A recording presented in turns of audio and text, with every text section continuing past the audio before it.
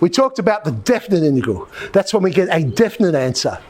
The indefinite integral is when we don't.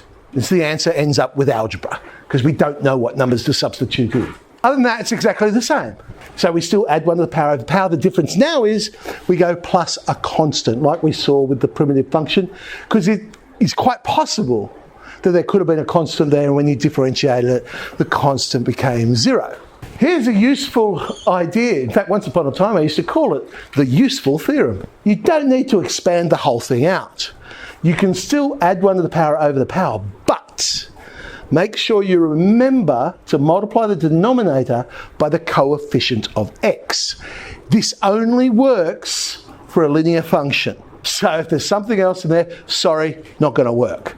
But if you get a linear function to some power, you don't have to expand the whole thing out. You can do it this way. So something like this, 2 minus 5x to the power 3, don't have to expand out my cubic.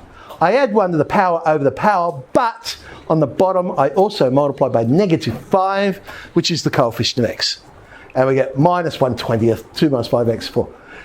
It also has the advantage of, if you had expanded the whole thing out, integrated, and now you're going to try and factorise that back again, it's already factorised for you as well. Really useful for something like this, because how would you expand out 3x plus 1 to the power of negative 2? A little bit tricky.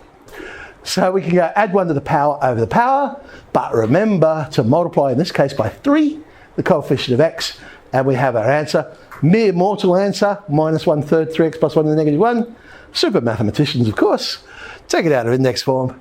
Minus 1 on 3 outside of 3x plus 1.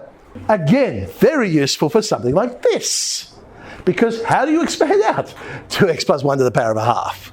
Can't do it. Add 1 to the power over the power, but on the denominator, multiply by 2 in this case, the coefficient of x.